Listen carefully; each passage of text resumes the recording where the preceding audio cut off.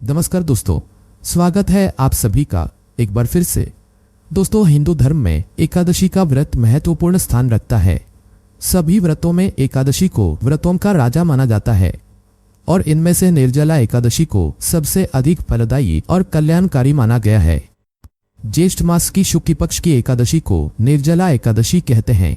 इस व्रत में पानी पीना वर्जित है, इसीलिए इसे निर्जला एकादशी कहते हैं। ये व्रत महिला और पुरुष दोनों द्वारा किया जा सकता है। धन, वैभव, यश और संतान की खुशहाली के लिए निर्जला एकादशी का व्रत किया जाता है। ये व्रत बिना जल ग्रहण किए और उपवास रखकर किया जाता है, इसलिए ये व्रत कठिन तप और साधना के समान महत्व रखता है। दोस्तों, ज्येष्ठ मास में जल की पूजा की जाती है। इस काल में सूर्यदेव के अत्यधिक प्रकाशवान होने से गर्मी अधिक पड़ती है। इसी वजह से सूर्यदेव को प्रसन्न करने के लिए जल का दान और रविवार का व्रत रखा जाता है। और ज्येष्ठ मास में दो बड़े व्रत गंगा दशहरा और निर्जला एकादशी होते हैं जो जल के महत्व को बताते हैं। सिर्फ निर्जला एकादशी का व्रत कर लेने से अधिक मास की 2 एकादशियों सहित साल की सभी एकादशी व्रतों का पुण्य मिल सकता है। निर्जला एकादशी का व्रत भक्तों को अपने जीवन में मोक्ष, धन, दीर्घायु, आनंद, सफलता और प्रतिष्ठा प्राप्त करने में मदद करता है। ऐसा माना जाता है कि निर्जला एकादशी के व्रत का पालन सच्चे दिल से आस्थापूर्वक करने से व्रती को मृत्यु के बाद दूतों द्वारा भगवान विष्णु के निवास स्थान या वैकुंठ धाम लेकर जाया जाता है, यमदूत द्वारा नहीं। इस दिन व्रती को अपने पूर्व जन्म के और वर्तमान समय के पापों से मुक्ति मिलती है, साथ ही सकारात्मकता और अच्छाई के मार्ग की प्राप्ति होती है। इस बार की निर्जला एकादशी की तिथि को लेकर लोग असमंजस में पड़ गए हैं कि ये व्रत किस दिन करें। आज के वीडियो में हम आपको बताएंगे निर्जला एकादशी व्रत से जुड़ी हर बात, जैसे कि निर्जला एकादशी का क्या खास महत्व है, ये व्रत हमें कब रखना है, किस दिन व्रत करना ज्यादा फलदायी होगा, व्रत का पारण कब करें, कैसे करें, इस दिन किस प्रकार से भगवान श्रीहरि विष्णु जी की पूजा आराधना करें, क्या विशेष सावधानियां बरतें, अपनी मनोकामनाओं की पूर्ति होने के लिए विशेष क्या करना चाहिए, और अगर निर्जला व्रत कर रहे हैं तो आप पानी कब और कैसे पी सकते हैं, ये सारी जानकारी इस वीडियो में आपको मिल जाएगी, तो इसे आखिर तक जरूर देखें। आगे बढ़ने से पहले आपसे रिक्वेस्ट करते हैं कि वीडियो को लाइक जरूर करिएगा, दोस्तों को शेयर कर दीजिएगा, और अगर आपने अभी तक चैनल को सब्सक्राइब नहीं किया है तो चैनल को सब्सक्राइब करके बेल आइकन जरूर दबाइएगा। दोस्तों, निर्जला एकादशी को भीमसेन एकादशी या पांडव एकादशी के नाम से भी जाना जाता है। पौराणिक मान्यता है कि 5 पांडवों में से एक भीमसेन ने इस व्रत का पालन किया था और वैकुंठ को गए थे, इसलिए इसका नाम भीमसेनी एकादशी भी पड़ा।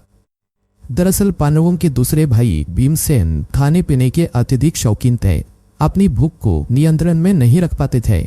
इसी कारण हर एकादशी व्रत को वे नहीं कर पाते थे।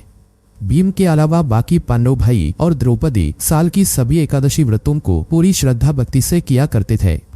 भीमसेन अपनी इस कमजोरी को लेकर शर्म महसूस करते थे। उन्हें लगता था कि एकादशी व्रत ना करके वे भगवान विष्णु का अनादर कर रहे हैं। इस दुविधा से उभरने के लिए भीमसेन महर्षि वेदव्यास के पास गए। तब वेदव्यास जी ने भीमसेन को साल में एक बार निर्जला एकादशी व्रत को करने की सलाह दी। वेदव्यास जी ने कहा कि ज्येष्ठ मास के शुक्ल पक्ष की एकादशी का व्रत रखने से वर्ष भर के समस्त एकादशी व्रत का पुण्य फल प्राप्त होता है। ये निर्जला एकादशी व्रत है। निर्जला एकादशी व्रत करने से यश, पुण्य और सुख प्राप्त हो जाएगा और मृत्यु के बाद भगवान विष्णु की कृपा से मोक्ष की प्राप्ति होगी। तब भीमसेन ने निर्जला एकादशी का व्रत रखा। शास्त्रों के अनुसार भीम ने एकमात्र इसी उपवास को रखा था और मूर्छित हो गए थे, और इस वजह से निर्जला एकादशी को भीमसेनी एकादशी या पांडव एकादशी के नाम से भी जाना जाने लगा। शास्त्रों के अनुसार निर्जला एकादशी को साल की सबसे बड़ी एकादशी माना जाता है, तो इस व्रत को सबसे कठिन व्रतों में से एक माना जाता है। अब जानते हैं इसके आरंभ और समापन तिथियों के समय। इस वर्ष पंचांग भेद होने के कारण निर्जला एकादशी का व्रत अलग अलग स्थानों पर अलग अलग दिनों में किया जाएगा। पंचांग भेद होने की वजह से इस बार का निर्जला एकादशी का व्रत 2 दिन किया जाएगा। ऐसे में असमंजस में पड़ना स्वाभाविक है कि किसकी सलाह लें, ये व्रत हम किस दिन करें, किस दिन व्रत करने से ज्यादा शुभ फलों की प्राप्ति होगी। तो दोस्तों, इस एकादशी तिथि का प्रारंभ सुबह हो रहा है, लेकिन सूर्योदय के बाद। इस दिन की उदयकालीन तिथि दशमी होगी, मतलब ये दशमी युक्त एकादशी है। ये बहुत ही दुर्लभ शुभ संयोगों पर आ रही है, तो ये महा एकादशी होगी। इस दिन के व्रत से बहुत अधिक पुण्य फल मिलेगा, क्योंकि ये स्थितियां पंचांग भेद होने की वजह से आ रही है। तो ऐसे में जिस दिन भी आपके परिजनों द्वारा ये व्रत धारण किया जाएगा, आप उसी दिन इस व्रत को धारण करें। शास्त्रों में यह भी बताया गया है कि जब कभी एकादशी व्रत लगातार 2 दिनों के लिए हो जाता है, तब भक्तों को पहले दिन एकादशी का व्रत करना चाहिए। दूसरे दिन वाली एकादशी को दूजी एकादशी कहते हैं। सन्यासियों, विधवाओं और मोक्ष प्राप्ति के इच्छुक श्रद्धालुओं को दूजी एकादशी के दिन व्रत करना चाहिए। जब जब एकादशी व्रत 2 दिन होता है, तब तब दूजी एकादशी और वैष्णव एकादशी एक ही दिन होती है। भगवान विष्णु की असीम कृपा पाने के लिए, अपनी विशेष मनोकामनाओं की पूर्ति के लिए परम भक्तों को दोनों दिन एकादशी व्रत करने की सलाह दी जाती है। दोस्तों, अगर आप निर्जला एकादशी का व्रत करने वाले हैं, तो व्रत के एक दिन पहले से ही आपको केवल सात्विक भोजन लेना है। दशमी तिथि वाले दिन शाम को सूर्यास्त होने के बाद आप अन्न ग्रहण ना करें। लेकिन अगर आप मधुमेह से पीड़ित हैं या बिना खाए रात भर नहीं रह सकते हैं, तो आप दूध, फल या फलों का रस ले सकते हैं। और इस दिन से ही आपको पूर्ण रूप से ब्रह्मचर्य का पालन करना होगा। जमीन पर सोना होगा। जमीन पर सोना संभव ना हो तो अपने बिस्तर की शुद्धता, पवित्रता का ध्यान रखें। एकादशी के दिन सुबह जल्दी उठकर गंगाजल मिले पानी से स्नान करें, पीले वस्त्र धारण करें, फिर भगवान सूर्यदेव को अर्घ्य दें। उसके बाद भगवान श्रीहरि विष्णु जी की पूजा आराधना करें। व्रत का संकल्प लें। विष्णु जी का पंचामृत से या केसर मिश्रित दूध से अभिषेक करें। विष्णु जी को पीले फूल अर्पित करें, पीले वस्त्र अर्पित करें, पीले फलों का भोग लगाएं, सात्विक चीजों का भोग लगाएं। भोग में तुलसी को जरूर शामिल करें। विष्णु जी के सामने शुद्ध घी का दीपक प्रज्वलित करके उनके 12 मंत्र का जाप करें। श्रीमद् भगवद गीता का पाठ करें। इससे समस्त प्रकार के पाप कर्मों से मुक्ति मिल जाती है। आपके पितरों को मोक्ष की प्राप्ति होती है।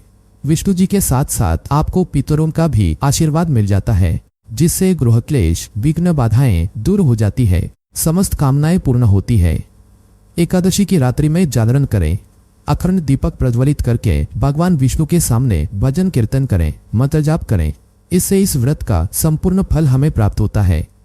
निर्जला एकादशी पर जलदान करना अत्यंत शुभ माना जाता है।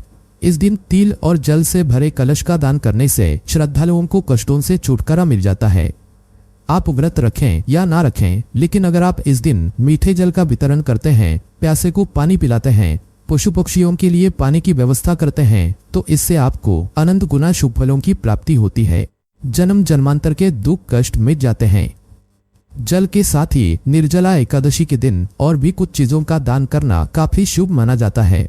अनाज, पीली चने की दाल, वस्त्र, आसन, जूता, छतरी, पंखी, फल आदि का दान इस दिन आप कर सकते हैं।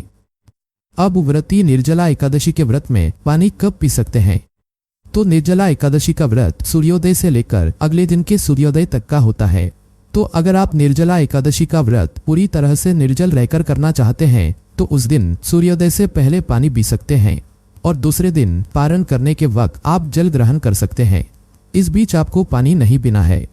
एकादशी के दिन घर में चावल नहीं बनाने चाहिए, तुलसी के पत्ते तोड़ने नहीं चाहिए। निर्जला एकादशी के अगले दिन सुबह जल्दी उठकर सूर्यदेव को जल अर्पित करें।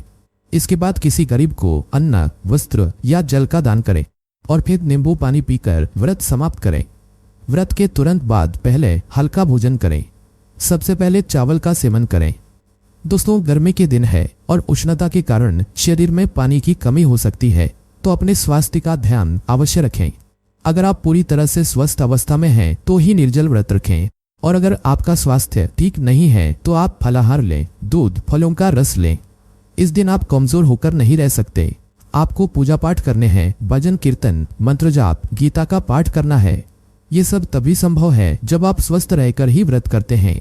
तो अगर आप पूरे 24 घंटे बिना पानी पिए पूजा आराधना खुशी खुशी प्रसन्नता पूर्वक कर सकते हैं, तो ही निर्जल व्रत करें, क्योंकि निर्जल रहने के बाद आपकी शारीरिक या मानसिक स्थिति पूजा पाठ करने की, ध्यान मंत्र साधना करने की अगर नहीं है तो सब व्यर्थ है। ऐसे में अपने स्वास्थ्य का ध्यान रखते हुए फल, दूध इत्यादि लेकर आप निर्जला एकादशी का व्रत धारण कर सकते हैं। ज्यादा से ज्यादा जितने समय तक आप निर्जल रह सकते हैं तब तक रहें। उसके बाद फलों का या दूध का सेवन करें। तो दोस्तों, अगर आप पूरे वर्ष कोई व्रत नहीं रख पाते हैं, तो आपको निर्जला एकादशी का ये व्रत अवश्य रखना चाहिए। ये आपको मोक्ष प्रदान करेगा, पापों से मुक्ति दिलाएगा। इस व्रत को करने से न केवल आपके इस जन्म के कष्ट और दुख दूर होंगे, बल्कि मृत्यु के बाद भी जीवात्मा को नरक के कष्ट नहीं भोगने पड़ेंगे। आज के लिए बस इतना ही। दोस्तों, अगर आपको ये वीडियो पसंद आया है तो वीडियो को लाइक करिएगा, दोस्तों को शेयर जरूर करिएगा और चैनल को सब्सक्राइब करके बेल आइकन जरूर दबाइएगा ताकि आने वाला नॉलेजेबल वीडियो आपको सबसे पहले मिले। दोस्तों, मिलते हैं अगले वीडियो में, तब तक के लिए good bye and thanks for watching my video.